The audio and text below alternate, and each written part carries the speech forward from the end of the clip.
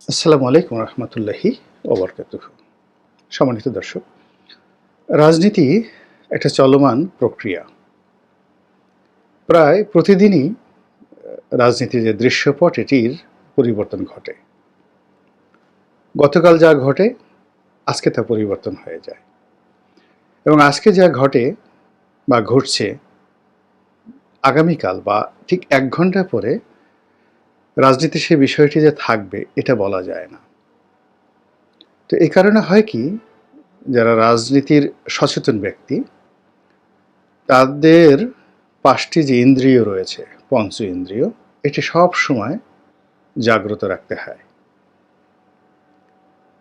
এবং প্রতি মুহূর্তে স্থান কাল পাত্রভেদে সিদ্ধান্ত পরিবর্তন করতে হয়, গতিপথ পরিবর্তন করতে হয়। কারণ কি? কারণ হলো মানুষের যেগুলো চিন্তা চেতনা, যেটাকে বলা হয় ব্যবহার, বিহেভিয়ার, সেই বিহেভিয়ারগুলোর মধ্যে সবচেয়ে অভিজাত, সবচেয়ে জটিল এবং সবচেয়ে কুটিল যে ব্যবহার সেটি হলো রাজনৈতিক যে আচরণ, সেটি পলিটিক্যাল বিহেভিয়ার। তা আমাদের দেশে এখন শেখ হাসিনার যে পতন হলো সেটি হলো তিনি কতগুলো বিষয়ে একেবারে খুবই কঠোর অবস্থানে ছিলেন।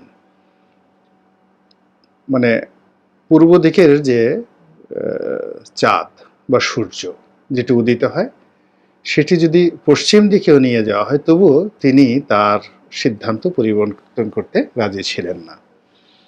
যে সকল কারণে তার পতন হয়েছে, এবং তিনি জিয়াউর রহমান সাহেব সম্পর্কে, তারেক রহমান সাহেব সম্পর্কে, বেগম জিয়ার সম্পর্কে অত্যন্ত কঠোর ছিলেন। মানুষকে গালাগালি করা, মানুষকে ছোট ভাবা, এসব তার চরিত্রের মধ্যে ছিল না। বিনয়ী হওয়া, তিনি পারিবারিকভাবে ভালো ব্যবহার করতেন অনেকের সঙ্গে, কিন্তু যেটিকে বিনয়ী হওয়া বলা হয়, ভদ্রতা বলা হয়, গ্রেটফুলনেস যেটিকে বলা হয়, কৃতজ্ঞ থাকা, এই বিষয়গুলো তার মধ্যে কম ছিল। ফলে এই স্বাধীন বাংলাদেশে শেখ হাসিনার অবস্থা কি হয়েছে এটা আপনারা খুব ভালো করে জানেন। একইভাবে আগের যে দিনগুলো, যখন হাওয়া ভবন ছিল, হাওয়া ভবনের সঙ্গে খাম্বা ছিল, এবং এই খাম্বার সঙ্গে যারা জড়িত ছিল তাদের যে উদ্যত আচরণ, লোভ, লালসা, কামনা বাসনা জনাব তারেক রহমানকে কি পরিমাণ বিপদে ফেলেছে, বেগম খালেদা জিয়াকে কি পরিমাণ বিপদে ফেলেছে, এবং বিএনপিকে কি পরিমাণ বিপদে ফেলেছে, এটি বিএনপি ক্ষমতা হারানোর পর থেকে আজ অবধি হাড়ে হাড়ে টের পাচ্ছে। এবং বিএনপির মধ্যে যে একটি মন্দ চক্র আছে, দুর্নীতিবাদ চক্র আছে, তারা আগস্ট মাসের 5 তারিখ থেকে আজকের দিন পর্যন্ত যে যার মতো করে একেবারে হরিলুট করার যে মহোৎসবে তারা মেতে উঠেছেন, তার ফলে এই দলটি আগামী দিনগুলোতে যে কি বিপদে পড়বে সেই বিষয় নিয়ে কথা বলতে যাচ্ছি। মূলত একটা বিখ্যাত কথা আছে, আনফিনিশড রেভলিউশন, অসম্পূর্ণ বিপ্লব।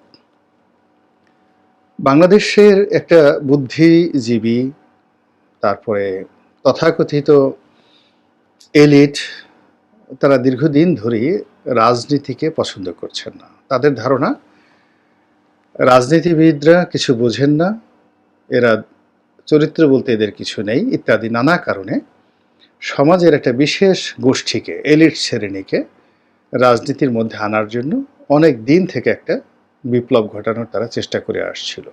নেতৃত্বে কারা? প্রথম আলো, ডেইলি স্টার, মাহফুজা নাম, মতিউর রহমান, এবং এদেরই নেতা হিসেবে ১/১১ সেই সময়টিতে মঈনুদ্দিন ফখরুদ্দিনের উপরেও ছিলেন ডক্টর মোহাম্মদ ইউনূস। তো সেই বিএনপির পতনের পর ১/১১ যে প্রেক্ষাপট, সেই প্রেক্ষাপটটি আসলে বাস্তবায়ন করা যায়নি। তারা পরাজিত হয়েছে, ফলে সেটি আনফিনিশড, অসম্পূর্ণ অবস্থায় রয়ে গেছে।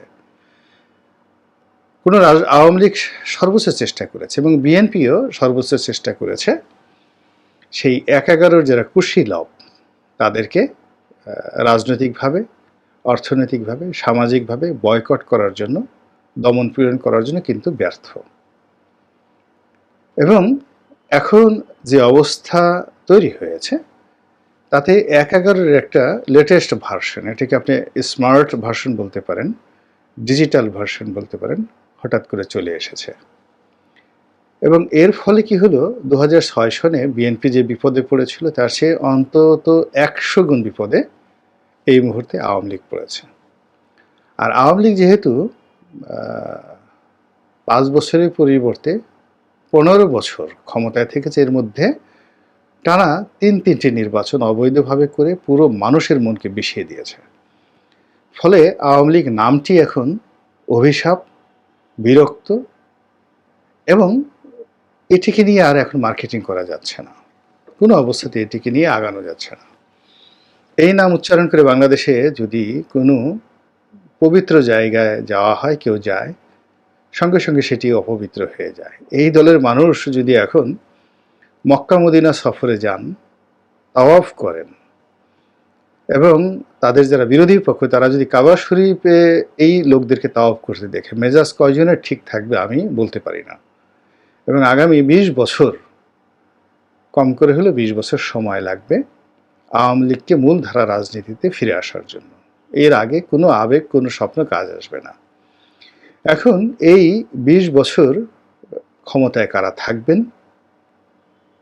এবং এই ২০ বছর বিএনপি কি করবে? রাজনীতিতে আওয়ামী লীগের বিদায় নেওয়ার ফলে যে ভ্যাকুয়াম তৈরি হয়েছে এবং বিএনপিকে নির্বিষ করার মাধ্যমে আওয়ামী লীগ যে শূন্যতা তৈরি করেছিল, সেই শূন্যতার ফলে এখন যারা ১/১১-র আগে যারা ব্যর্থ হয়েছিল তারা নতুন করে স্বপ্ন দেখার চেষ্টা করছে। বোঝার চেষ্টা করুন যে ৫ তারিখ থেকে আজ পর্যন্ত সারা বাংলাদেশে যেভাবে বিএনপির বিরুদ্ধে দুর্নীতি, চাঁদাবাজ, দখল, হানাহানি, আওয়ামী লীগের সম্পত্তি হরণ থেকে শুরু করে অন্য যে সকল অভিযোগ আসছে, খুব অল্প ২-১ জায়গা ছাড়া বেশিরভাগ ক্ষেত্রেই এদের সঙ্গে দলের জেলা পর্যায়ের কর্মকর্তা, উপজেলা পর্যায়ের কর্মকর্তা কিংবা কেন্দ্রীয় পর্যায়ের নেতাদের ন্যূনতম সম্পর্ক নেই।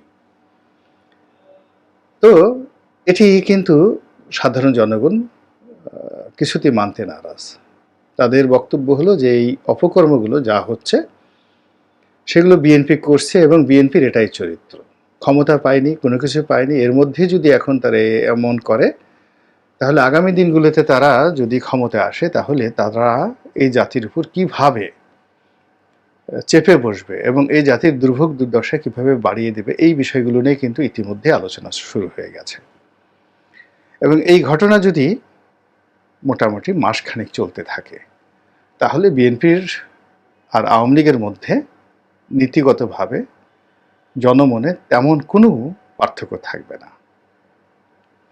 এখন বিএনপি যারা নেতৃবৃন্দ রয়েছেন তারা কিন্তু বুঝতে পারছেন, কিন্তু প্রাণান্ত চেষ্টা করেও এই যে একটা সাংগঠনিক যে ভিত্তি দরকার যার মাধ্যমে তারা তৃণমূলের এই অবস্থা নিয়ন্ত্রণ করবেন, সেটি এখন তারা পারছে না। বেগম জিয়া অসুস্থ, তারেক রহমান সাহেব দেশের বাইরে, এবং তিনি এখনো পর্যন্ত পরিস্থিতি আন্দাজ করতে না পারার কারণে তার যে মামলা বা সাজা, এই বিষয়গুলো মাথায় রেখে তিনি হঠাৎ করে বাংলাদেশে আসবেন আর রাজনৈতিক নেতৃত্ব গ্রহণ করবেন, এই ভরসাটুকু তিনি পাচ্ছেন না।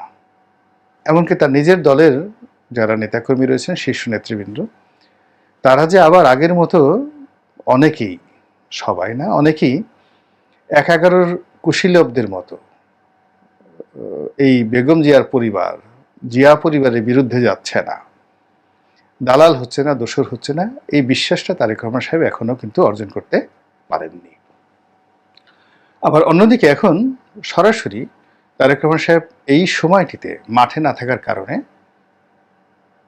এখানে যে বিশৃঙ্খলা দেখা দিয়েছে, যেটি হয়তো আওয়ামী লীগ জমানাতে তিনি দূরে বসে নিয়ন্ত্রণ করতে পারতেন। এর কারণ হলো প্রতিপক্ষ ছিল ছাত্রলীগ, যুবলীগ, আওয়ামী লীগ। আর এখন কোনো প্রতিপক্ষ না থাকার কারণে পুরো ফাঁকা মাঠে আওয়ামী লীগের অবর্তমানে বিএনপি নেতাকর্মীরা যেভাবে পালে হাওয়া লাগিয়েছে, গায়ে বাতাস লাগাচ্ছে, এটা লন্ডনে বসে তারেক রহমান সাহেবের পক্ষে নিয়ন্ত্রণ করা সম্ভব নয়। ফলে যা হবার তাই হচ্ছে।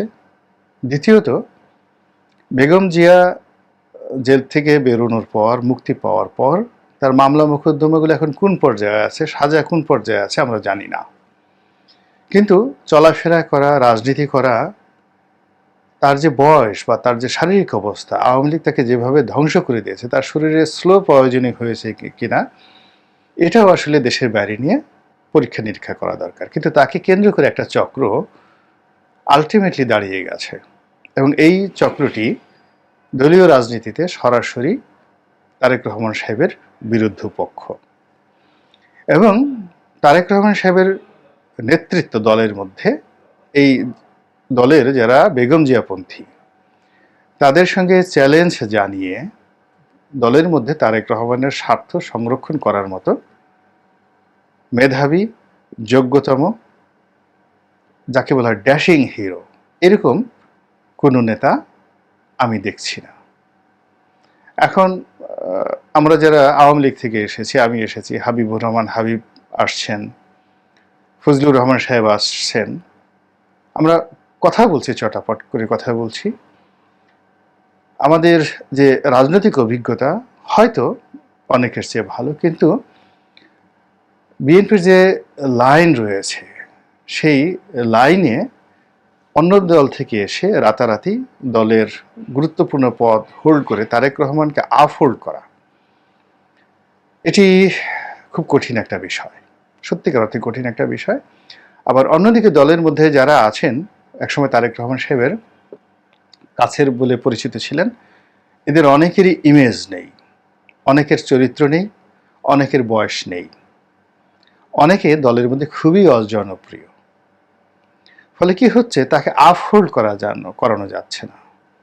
এবং এই যে একটা গ্রেস পিরিয়ড বা ব্রিদিং টাইম বিএনপি পেল, এই সময়টিতে তারেক রহমানের ইমেজ যদি ফিরিয়ে না আনা যায়, কিয়ামত পর্যন্ত আর তাকে রাজনীতিতে জেন্টলম্যান হিসেবে, গুডম্যান হিসেবে প্রতিষ্ঠিত করা যাবে না। This is the right time to make him Angel, a good man. তো সেটা হচ্ছে না। আর সেই সুযোগটি যারা ১/১১ একটা প্রেক্ষাপটে আগে যারা পরাজিত হয়েছেন এবং যারা নতুন একটা পরিস্থিতি তৈরি করার চেষ্টা করছেন, তারা প্রথমত যেটা করবেন, দলের মধ্যে বেগম জিয়াপন্থী, তারেক জিয়াপন্থী এই বিভেদটা প্রবল আকার ধারণ করবেন এবং মা ছেলের সম্পর্কটি নষ্ট করে দেবেন। এবং এখানে বাংলাদেশ তো ছোট রাষ্ট্র, অনেক বেগম জিয়া বা অনেক তারেক রহমান সাহেবের চাইতেও বিখ্যাত পরিবারগুলোতে, রাজ পরিবারে যারা শত শত বছর ধরে সমগ্র ভারত শাসন করেছে, সমগ্র যাকে বলা হয় ইউরোপ শাসন করেছে, এবং তারা কেউ কেউ সর্বকালের সেরা মানবদের মধ্যে অন্যতম। যেমন অটোম্যান সম্রাট সুলতান সুলেমান, তিনি তার নিজের ছেলেকে খুন করেছিলেন, দুজন সন্তানকে তিনি খুন করেছিলেন। তার মধ্যে শাহজাদা সেলিম, আমরা এই বাংলাদেশে যে নাটক হয়েছে সেখানে দেখেছি যে শাহজাদা সেলিম অত্যন্ত জনপ্রিয় ছিলেন, খুবই জনপ্রিয় ছিলেন। 40 বছর বয়সে তাকে তার পিতা মেরে ফেলল। একইভাবে এই পাক ভারতে যেমন সম্রাট Shahjahan, one of the greatest empire ever seen in the history. আবার তার যে সন্তানগুলো সবই বিখ্যাত, যেমন দারা শিকো, তার মতো পণ্ডিত ভারতবর্ষে 1000 বছরেও একজন জন্ম নেয় না, বড় সন্তান। তার সন্তান আওরঙ্গজেব, শাসক হিসেবে, মিলিটারি জিনিয়াস হিসেবে, যোদ্ধা হিসেবে ভারতবর্ষে এরকম দ্বিতীয় আওরঙ্গজেব নেই। কিন্তু পিতার মধ্যে আর সন্তানদের মধ্যে এমন একটা বিরোধ তৈরি হলো যে আওরঙ্গজেব তার পিতাকে বাইরে রাখতে পারেননি, তাকে জেলখানায় তিনি রেখেছেন এবং জেলখানাতে তার মৃত্যু হয়েছে। এই হলো বাস্তবতা। তো সম্রাট আওরঙ্গজেব এবং সম্রাট শাহজাহান, এই দুইয়ের মধ্যে যদি আপনি বিরোধের কথা চিন্তা করেন, সম্পর্কের কথা চিন্তা করেন, এই দুজনের যে মানবিক গুণাবলীর কথা চিন্তা করেন, অথবা সম্রাট আকবর এবং সম্রাট জাহাঙ্গীর, তাদের মধ্যে যুদ্ধ পর্যন্ত হয়েছে, সে তুলনায় বেগম জিয়া এবং তারেক রহমান সাহেব অতি সাধারণ মানুষ। কাজেই এই দুজনের মধ্যে যদি বিভেদ তৈরি করার জন্য একটা শক্তিশালী গ্রুপ তৈরি হয়ে যায়, তাহলে এই দুজনের মধ্যে মুখ দেখাদেখি বন্ধ হয়ে যেতে পারে। এবং সেই কাজটি অনেকে যে করবেন না, যারা একটা একাকার ঘটাতে চান, তারা যে করবেন না এই কথা কিন্তু বলা যাচ্ছে না। মাঠে আওয়ামী লীগ নেই এবং আগামী 20 বছরে তারা দাঁড়াতে পারবে না, বিএনপির জন্য হোক অন্য যে কোনো কারণ হোক, এটা সত্য। ফলে পুরো মাঠ এখন বিএনপি এবং জামাতের দখলে। জামাতের এই সময়টাতে সুবিধাজনক অবস্থান রয়েছে। মাঠ বিএনপি দখলে রেখেছে, সরকারি অফিসগুলো জামাতের লোকজন দখল করে ফেলেছে এবং নীরবে নিভৃতে বিপ্লব ঘটিয়ে ফেলেছে, কল্পনাই করতে পারবেন না। তো জামাত বিএনপির সাথে বিরোধ করছে না মাঠে ঘাটে, ফলে মাঠে ঘাটে বিএনপির মধ্যে গ্রুপ উপগ্রুপ তৈরি হয়েছে। যে এলাকাতে 2জন প্রার্থী আছে, 3জন প্রার্থী আছে, জেলা কমিটিতে গণ্ডগোল আছে, তারা রীতিমতো একেবারে অস্ত্র শানিত করে একে অপরের বিরুদ্ধে লড়াই করার প্রস্তুত হয়ে আছে। এর মধ্যে চাঁদাবাজি থেকে শুরু করে অন্যান্য যে সকল দুর্নাম বদনাম, যা কিনা পাবলিক সেন্টিমেন্টকে বিএনপির বিরুদ্ধে নিয়ে যাবে, তাও ক্রমশ মানে চাঙ্গা থেকে চাঙ্গা দানাভেদ বাঁধছে।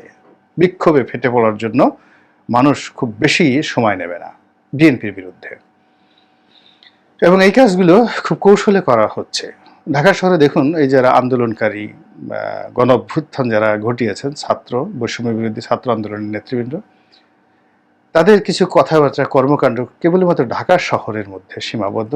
আপনারা অনেকে বিরক্ত হচ্ছেন, কিন্তু সারা বাংলায় কিন্তু তাদের সংগঠন নেই। সারা বাংলাতে বিএনপি নেতাকর্মীরা কি করছে, এটা আমরা এখন মিডিয়ায় আসলে বুঝতে পারবেন যে অবস্থা কি, এবং খুব দ্রুত প্রথম আলো, ডেইলি স্টার থেকে শুরু করে অন্যান্য পত্রপত্রিকায় এগুলো সিরিজ আকারে প্রকাশিত হবে। এবং সেই প্রেক্ষাপটে যদি বিএনপিকে একটি ডলা দেওয়ার জন্য যদি সেই যে অপারেশন ক্লিন হার্টের মতো একটি সামরিক অভিযান পরিচালনা করা হয়, এবং মাঠে এখন সামরিক বাহিনী আছে, এবং তাদের যে গোয়েন্দা যারা আছেন তারা কিন্তু নির্ভুলভাবে প্রতিটি উপজেলাতে বিএনপির কোন কোন নেতা, কোন কোন কর্মী, কোন কোন ইউনিয়নে, কোন কোন ওয়ার্ডে এই কয়দিনে কী কী অপকর্ম করেছে ইন ডিটেলস তারা তালিকা তৈরি করে ফেলেছে। ফলে কোনো এক রাতের আধারে যদি তারা অপারেশন পরিচালনা করে, পুরো সাফা সাফা করতে তাদের 2-3 ঘন্টার বেশি সময় লাগবে না। এবং তারা যদি সেই সময়টিতে এই লোকদেরকে গ্রেপ্তার করে পাবলিকলি বসিয়ে রাখে, গণপিটুনিতে অনেক লোকের মৃত্যু ঘটবে। এই হলো বাংলাদেশের অবস্থা। তো কাজেই সেই আরেকটি নতুন চক্রান্ত, আরেকটি নতুন 1-11, সেটি মোকাবেলা করার জন্য বিএনপির কতটুকু প্রস্তুতি আছে, কতটুকু চেষ্টা আছে, এটি আমি এখনো পর্যন্ত টের পাইনি। আপনারা যারা বিএনপি করেন তারা যদি টের পেয়ে থাকেন ভালো কথা, আর যদি টের না পেয়ে থাকেন অথবা আমার এই কথা যদি আপনারা বিরক্ত হন, আপনাদের কাছে ক্ষমা প্রার্থনা করছি। আসসালামু আলাইকুম ওয়া রাহমাতুল্লাহি ওয়া বারাকাতুহু।